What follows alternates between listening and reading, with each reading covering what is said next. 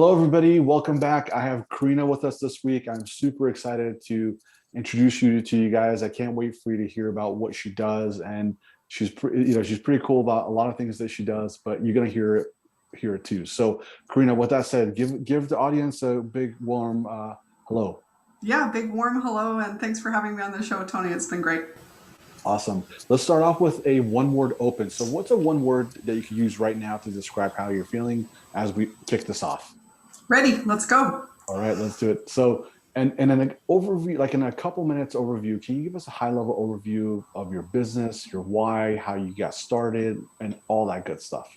Sure. So we've been in business for just over 20 years. For those that haven't heard of FunctionFox before, we do time tracking and project management, which is really kind of boring, timesheets. But at the end of the day, what we're happy to do is helping people improve their business, be more profitable and more efficient in terms of collecting from their clients. Excellent. And who's the typical sweet spot that you help? So the listeners, as they're listening to this, are going to be like, okay, this is a good company for me to check out. It's a good sweet spot. So who is your sweet spot? Yeah, so we focus on creative professionals, and those are advertising, design, graphic design companies, marketing companies. Usually we've got clients that are one user companies all the way up to 500 and everything else in between. But the real sweet spot for us is anywhere between 10 and 25 employees. And graphically speaking or geographically speaking, they're primarily in North America, but all over the world in about 120 countries. Beautiful. How did you come up with the business name? I would love to hear that. The business name, yeah. So our first name was actually Function 5, which is the F5 key on your keyboard. And people were calling us F5, and that was the original name we launched with. And we found that people were confusing us with F5, and we said, well, we like the alliteration of Function 5, but it wasn't working for us. And then we thought, oh, we should do like Function Ferret and Function Beaver because we were working on Beaver Lake Road. We're in Canada. And then we thought Function Fox is cool because there's alliteration with it. There's, the connotation of a fox, and it's clever and it's smart and it's a little bit sly and it's fun, and, you can put a visual to it. So we've stayed with that, and it's worked very well for us. That is really cool. And what was that aha moment you had when you first launched and you said, oh, here's the need in the marketplace. Here's how I could deliver value. And I think I should, jump off and, test the water or just go all in. Yeah, so we really built it for ourselves first. So we come from an advertising design background, myself included. I have a design background. And so we built this product, this time tracking project management product for ourselves to use internally first. And we found that, hey, this is really working for us. We didn't actually set out to build this company. We set out to find a tool and a solution that worked for us, and we couldn't really find anything in the marketplace. So we built it for us. It was working for us, and we shared it with a few, colleagues in the industry, and they're like, yeah, this is really cool, because we asked them, what do you use?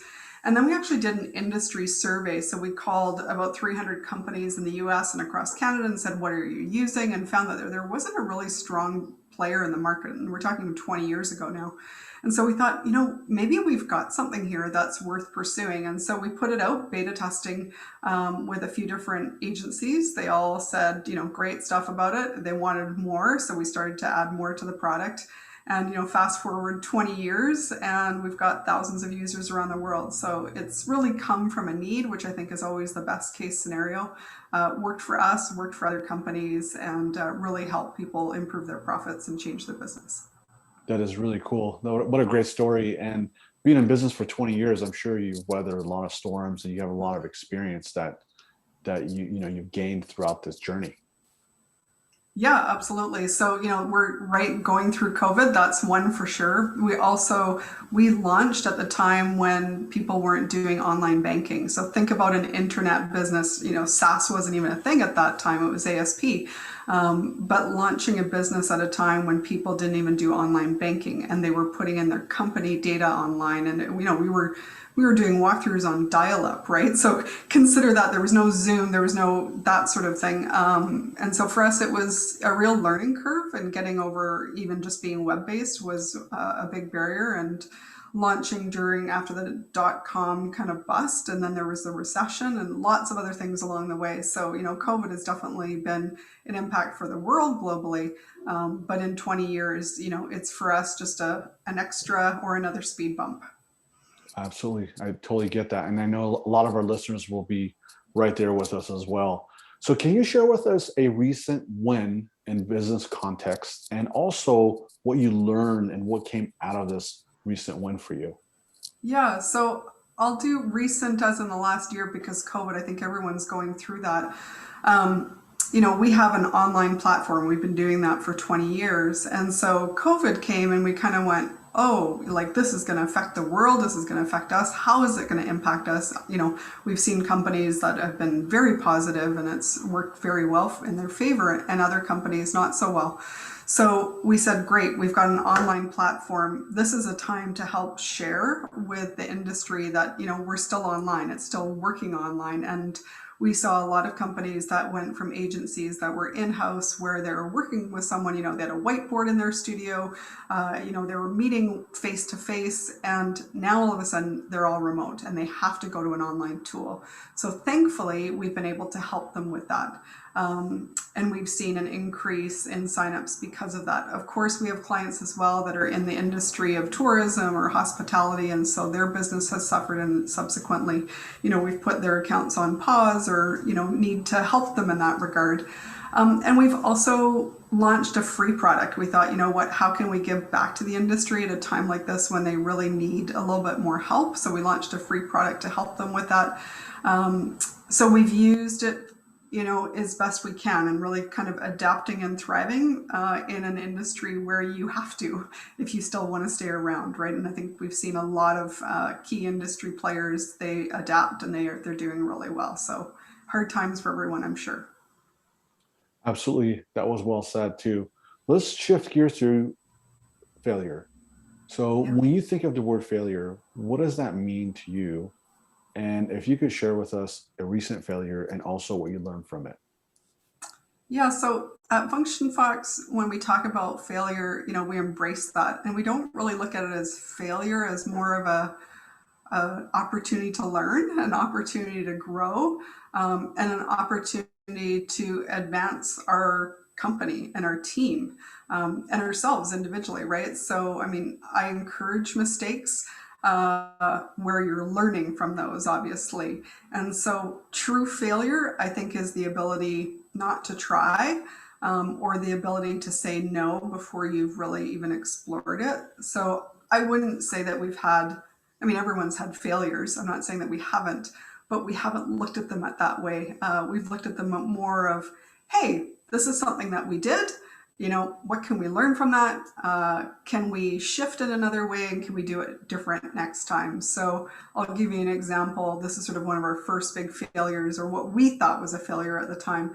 We had a company called Holy Cow. They're still with us today. And we launched our first big marketing campaign to the US, and we sent thousands of postcards to New York City on 9/11. Now, of course, we didn't plan for them to land on September 11th, but they did. And of course, it didn't really do well. There was other things that were more important. So we could say that that was a failure, but for us, it was really a good learning opportunity to say, you know what, you need to diversify. You can't just focus on one area or one, sales tactic. So I think you can say that with everything that you look at it. When it's a failure, you kind of shift and you go, okay, so we learned that. Let's apply that learning to the next, challenge that comes our way. So that's how I'd answer that one.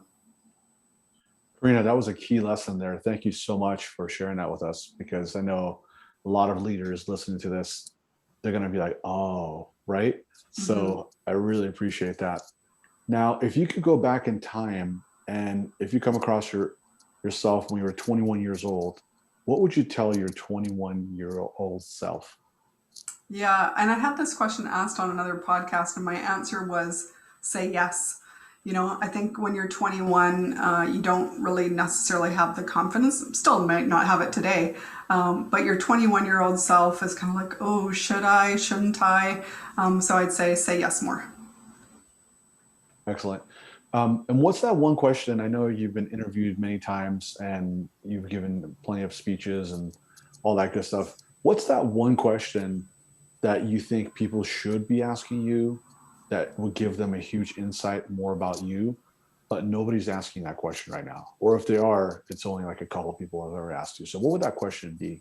Yeah, I mean, I think this show and a lot of these podcast shows, people are listening to them to get real meat, real takeaways that they can, adapt and thrive into their business. Not just informational about, I've got three Danes and a cat and a husband, and um, but real takeaways that they can say, okay, I wish I had that earlier so that I could actually apply that to my business. So I'm going to give you the top 10 really quick. I wrote them down, so I'll be quick. And here they are. So number one, this is in my 20 years, these are the top 10 things that I would give advice to if I was starting all over again. Number one, hire slow and fire fast. So if you're thinking, let's just see how this person works out, too late, fire them already. And that sounds harsh, but it's so true. Follow your gut. Number two, say yes and then figure out how. Instead of going, I'm not sure if we can do that, let me figure out how, and then I'll see if I'll say yes. I'd flip that around. Just say yes, and then you will figure it out. Number three, believe in yourself when no one else is.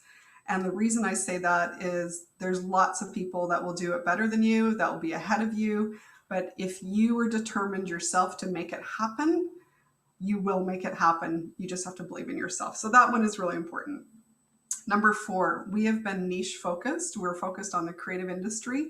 A lot of people focus on everyone. They're generalists, and that might work for them. We've been niche focused, and I think that has made us a success and kept us in business for as long as we have been. So I'd say be niche focused. Number five, focus on what you're doing, not on what everyone else is doing. So I think, people get stuck in looking at their competitors and they're like, oh, we should do that because they're doing this. And they have this, I don't know, complex in some ways. So I just say, focus on what you're doing, keep focused. And if you continue to focus, you will actually see success on that. Number six, surround yourself with good mentors and good people. That's not only your team members, but the people that you listen to, the people that you share and spend your time with, people that are supportive. The toxic people in your life, ask yourself, why are you there? Why are you spending your time with them? So that's number six. Number seven, admit your failures and shortcomings. We all have weaknesses. Know what they are. And don't be afraid to admit that to your team, to your company, and say, you know what, I'm not good at this. So we're going to hire someone for that, which leads me to my next one. Number eight, hire people better than you. Don't be afraid to hire someone that knows more than you. There's people at our company that know a lot more than me, and I'm so thankful that I have them and that we're such a great team because of that. Number nine, focus on culture. So, the question is, should you focus on your clients or should you focus on your culture?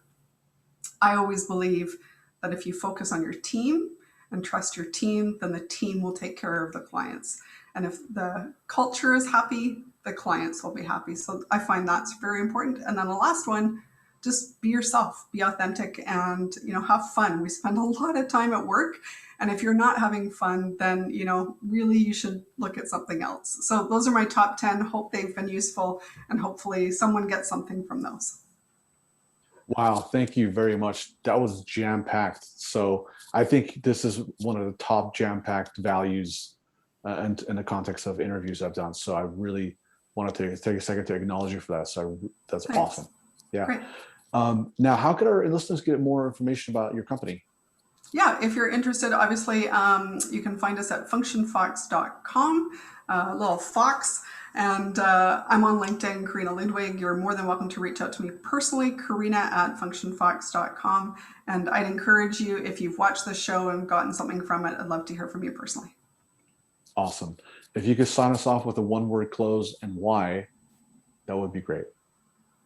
I'm going to sign off with heart. So our core values for our company revolve around heart, stand for helpful and excellent and awesome attitude for our staff, resourcefulness, and trust. So for our team, it's heart, and felt very heartfelt thanks for today's interview. Great. Thank you very much for coming on to the show. And I can't wait to have you back on here in the near future, Corina. All right. Thanks so much, Tony. I appreciate it as well.